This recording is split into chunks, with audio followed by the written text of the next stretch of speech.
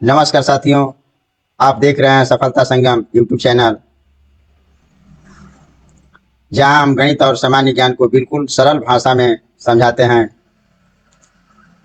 आज के इस वीडियो में हम क्लास 10th मैथ का एक महत्वपूर्ण प्रश्न टॉपिक सिखाने वाले हैं, जो बोर्ड परीक्षा और प्रतियोगी परीक्षाओं के लिए बहुत महत्वपूर्ण है। अगर आपने अभी तक हमारे चैनल को सब्सक्राइब नहीं किया है, तो जल्द से सब्सक्राइब करें और बेल आइकन जरूर दबाएं। तो चलिए आज का टॉपिक शुरू करते हैं। क्वेश्चन एक, दो संख्याओं 12 और 18 का HCF ज्ञात कीजिए। यानी इसका हाईएस्ट कॉमन फैक्टर निकालना है। HCF महत्तम समापवर्तक जिसको कहते हैं। यहां हम लिखेंगे हल 12 12 का हम क्या करेंगे, खंड करेंगे। तो खंड करेंगे तो कितना होगा कि 2 इंटू 2 इंटू 3, या 2 गुणे 2 गुणे 3 होगा। ठीक है, इसको ये भी लिख सकते हैं कि 2 का घात 2 और गुणे कितना 3। ठीक है, और अब 18 का खंड वैसा ही हम करेंगे तो यही होगा आपका कि 2 गुणे 3 गुणे 3, यही होगा ना। तो इसको भी हम ये भी लिख सकेंगे 2 गुणे 3 का घात 2। ठीक है,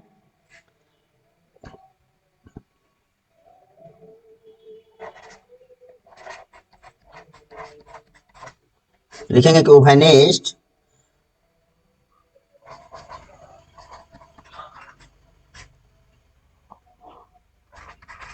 अभाज्य गुणनखंडों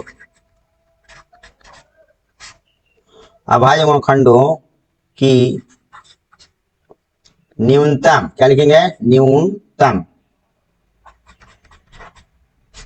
न्यूनतम घात, माने जो सबसे जो छोटा घात है उसको लिखेंगे हम।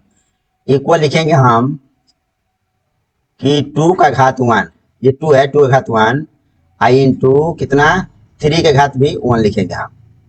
ठीक है, ये इक्वल करेंगे कितना हो जाएगा, 2 में 3 से गुणा करेंगे तो 6 होगा ना। फिर लिख सकते हैं हम अतः, क्या लिखेंगे, अतः HCF इक्वल टू लिखेंगे हम कितना 6। ठीक है, ये अगला क्वेश्चन देखिए। अंक गणित की आधारभूत प्रमेय को परिभाषित कीजिए।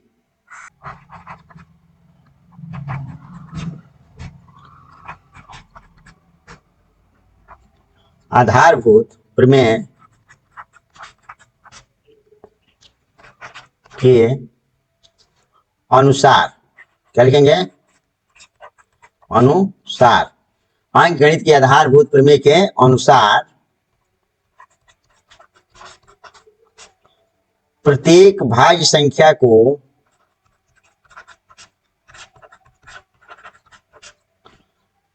अभाज्य संख्या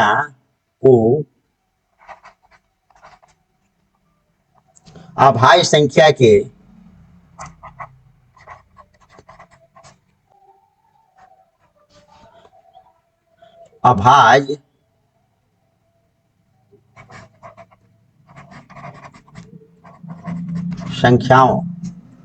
अभाज्य संख्याओं के एक गुणनफल के रूप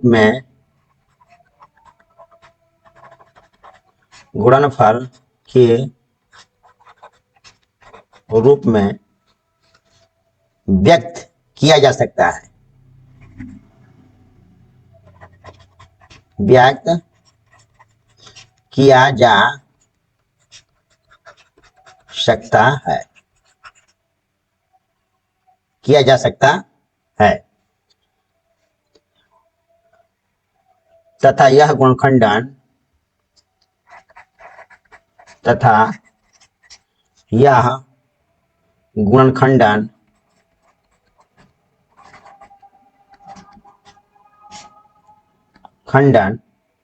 अभाज्य गुणनखंडों के आने वाले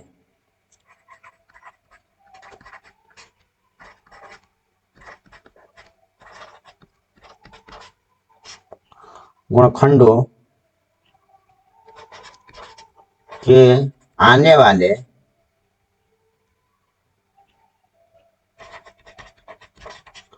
वाले क्रम के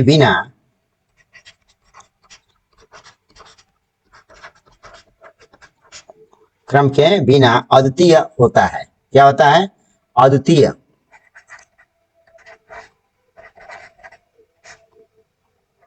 अद्वितीय होता है। ठीक है। अर्थात किसी भाज्य संख्या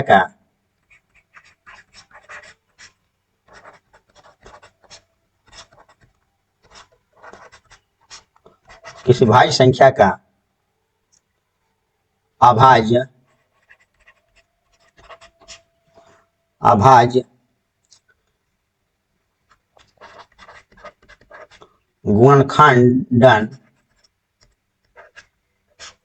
गुणनखंडन केवल एक ही प्रकार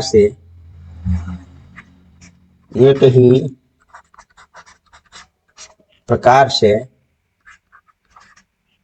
क्या है? संभव है।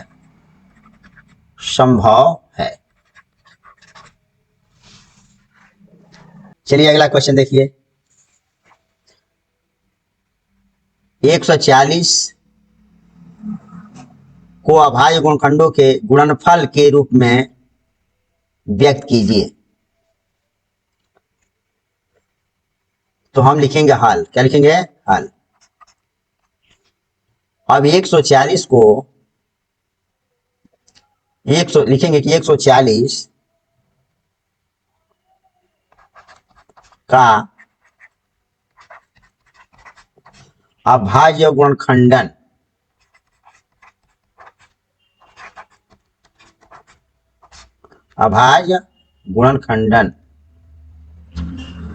तो हम 140 का अभाज्य गुणनखंड करेंगे तो हमारा होगा, इधर कर लेते हैं 140 का 2 से कटाइए, 2 सत्ते 14, 70 हो जाएगा।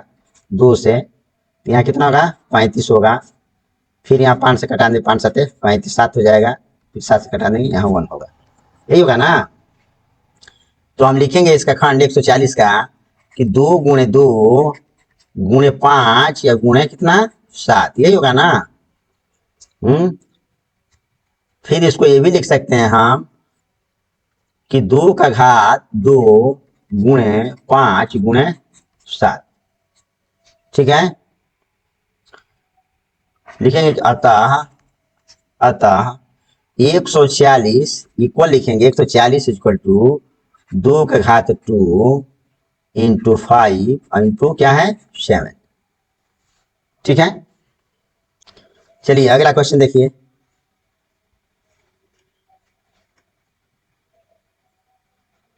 12 और 18 का एलसीएम अभाज्य गुणनखंडन विधि से ज्ञात कीजिए। लिखेंगे हम हल। क्या लिखेंगे? अब 12 के लिखेंगे, 12 इक्वल करेंगे, 12 का खंड करेंगे तो कितना होगा? यही होगा कि 2 गुणे 2 और गुणे कितना होगा? 3। ठीक है ना? उसी तरह ये लिखेंगे कि और 18 का भी हम खंड करेंगे तो कितना होगा? यही होगा कि 2 गुणे 3 गुणे 3। ठीक। तो हमको क्या निकालना है? पहले हम लिख लेंगे इसको, HCF निकालेंगे। क्या निकालेंगे? HCF। HCF इक्वल टू होगा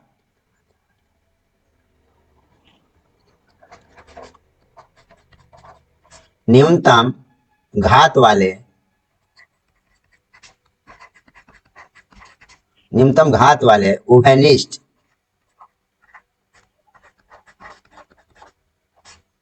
उभयनिष्ठ अभाज्य गुणनखंडों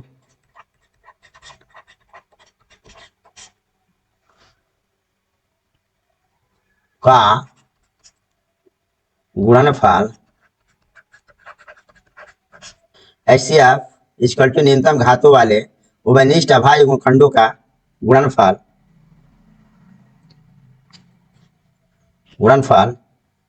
HCF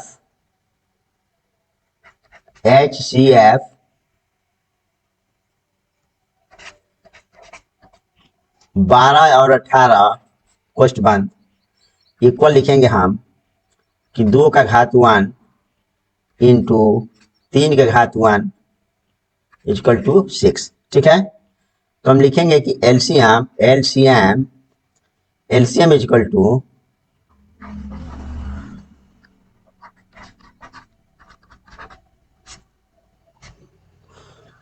अधिकतम घात वाले सभी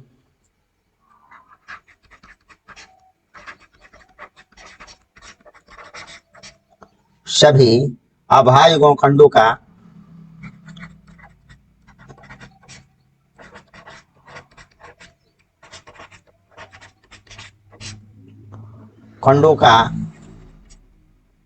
गुणनफल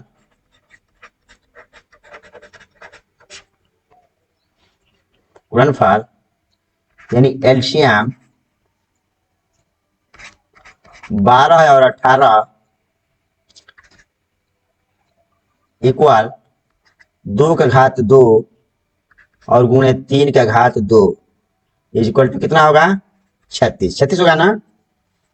ठीक है,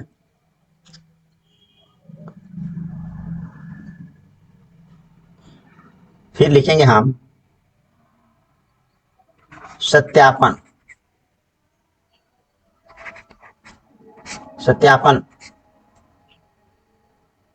कि 12 गुणे 18 इक्वल टू 12 में 18 से गुणा करें कितना होगा 216। ठीक है, 216 और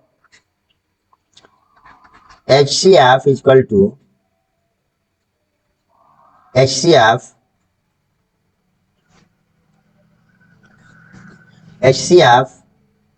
into LCM equal to 6 into कितना 36 इक्वल टू कितना होगा 216। ठीक है, चलिए अगला क्वेश्चन देखिए। सिद्ध कीजिए कि क्या 6 का पावर n यानी 6 का घात n अंक 0 पर समाप्त हो सकती है यदि 6 का घात n अंक 0 पर समाप्त होती है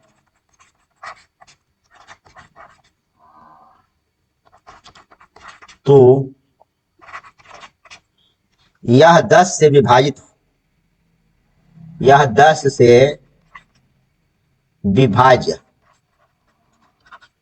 विभाज्य चाहिए।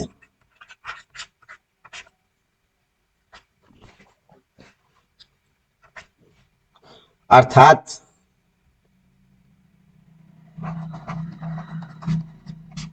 अर्थात 6 का पावर n 2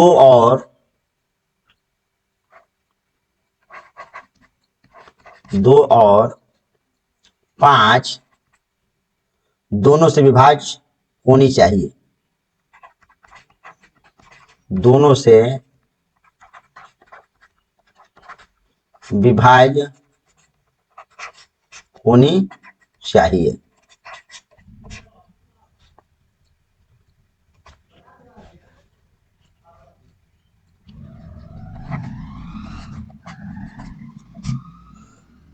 परंतु 6 का पावर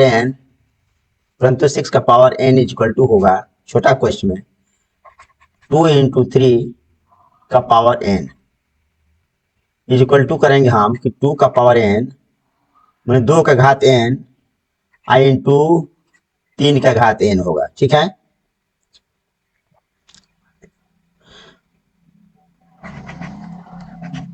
फिर लेंगे अंक गणित अंकगणित की आधारभूत प्रमेय के अंकगणित की आधारभूत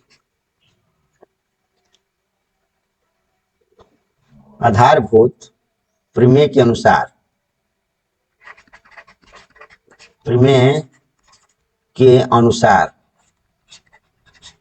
अनुसार 6 का घात n के अभाज्य गुणनखंड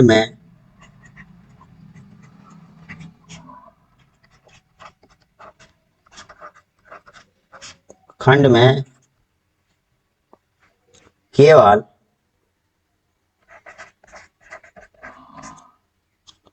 2 और 3 है। क्या है? 2 और कितना है? 3 है।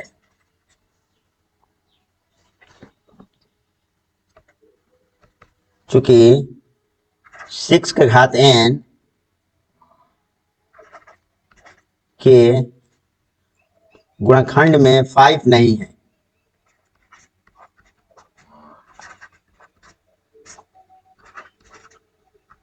5 नहीं है, ठीक है। इसलिए यह 10 से विभाज्य नहीं हो सकती।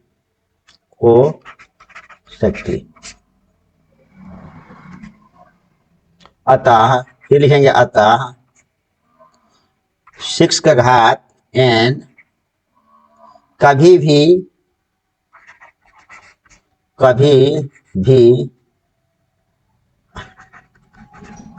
अंक 0 पर समाप्त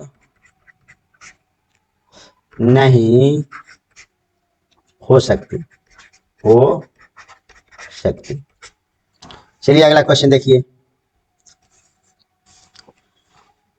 कह रहा है कि 96 और 404 का HCF अभाज्य गुणनखंडों विधि से ज्ञात कीजिए। अभाज्य गुणनखंड विधि से ज्ञात करना है। तो लिखेंगे हम हल 96 का हम क्या करेंगे? खंड करेंगे, फैक्टर करेंगे। तो आपका यही होगा,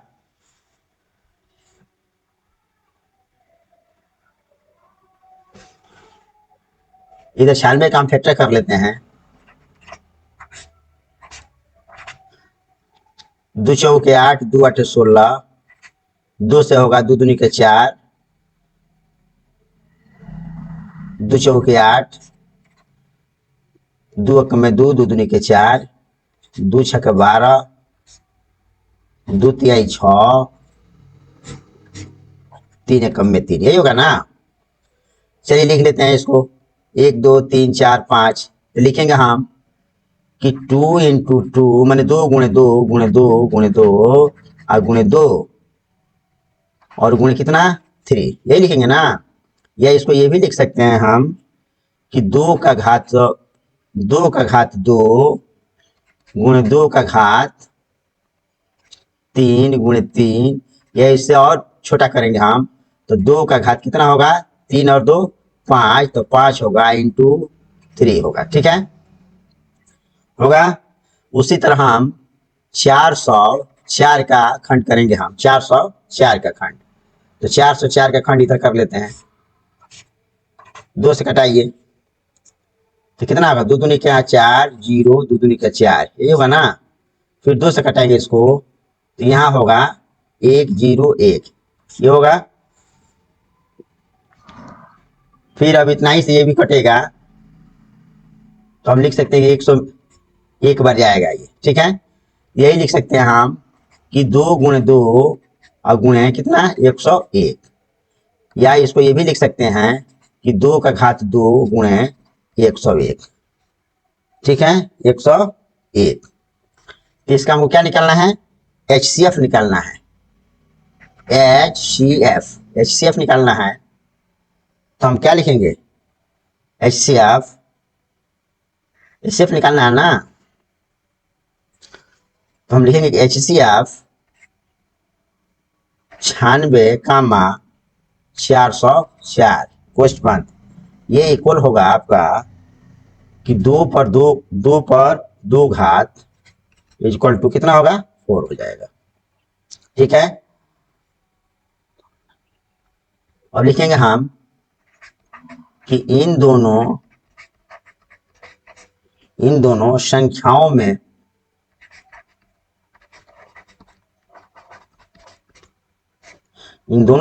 में उभयनिष्ठ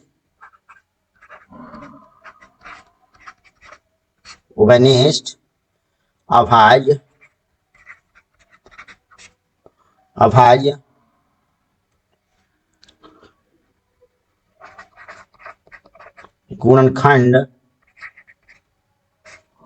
गुणनखंड केवल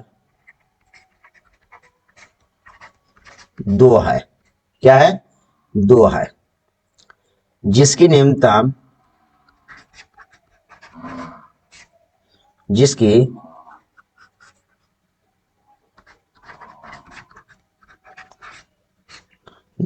न्यूनतम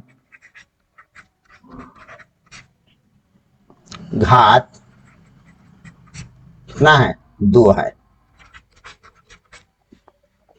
अतः HCF इक्वल टू होगा कितना 4।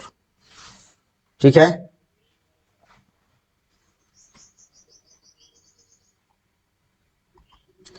यदि दो धनात्मक पूर्णांकों का HCF 12 है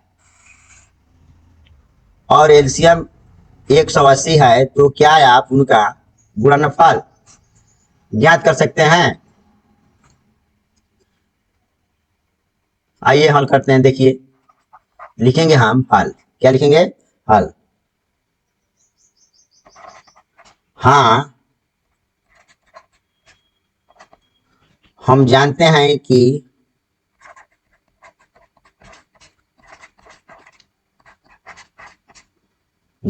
कि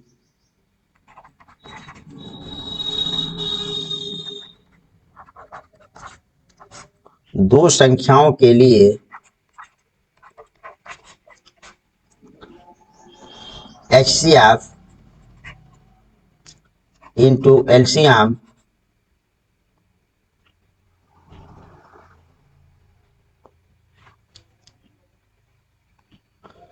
बराबर होगा प्रथम संख्या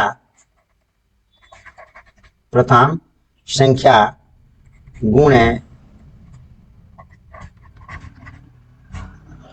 द्वितीय संख्या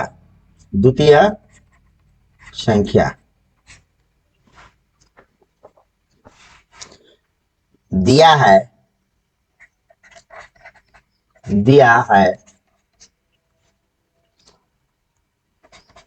HCF इक्वल टू कितना है 12। ठीक है, और एलसीएम इक्वल टू कितना दिया है 180। ठीक है, फिर हम लिखेंगे कि अतः दो संख्याओं का गुणनफल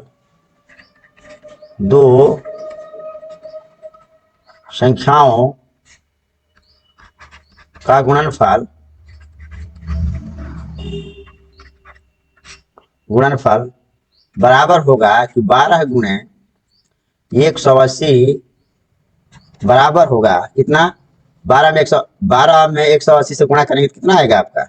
यही आएगा कि 2160 मानी 2160। ठीक है, फिर लिखेंगे हम इसलिए दो संख्याओं का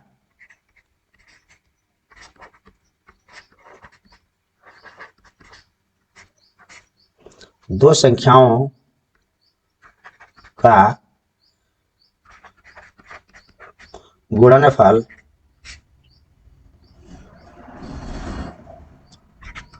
2160 है।